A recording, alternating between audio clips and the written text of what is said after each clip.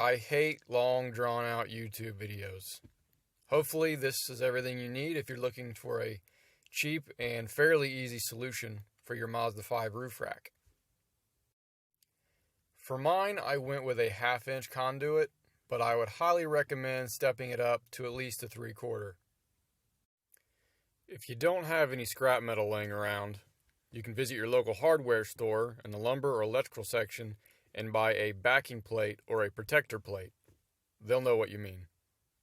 Here we have the hardware, hit with some black Rust-Oleum and a few touches of clear coat, and the adhesive weather strip attached to the metal plates I cut.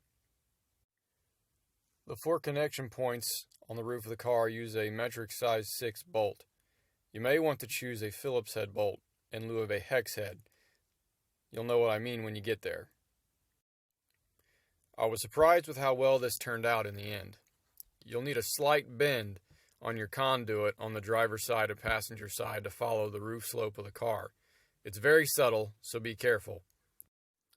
It's unfortunate that the 2 single most expensive items in this whole mess are the cans of spray paint, clear coat, and the foam rubber pipe insulation. The insulation itself costs about $5 for a 6-foot section.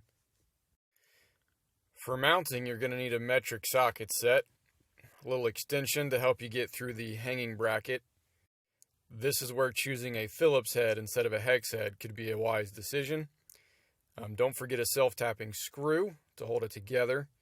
You can see here the crossbars are held together with a 1/4 inch by 2 inch bolt and lock nut. The foam rubber insulation that I've attached.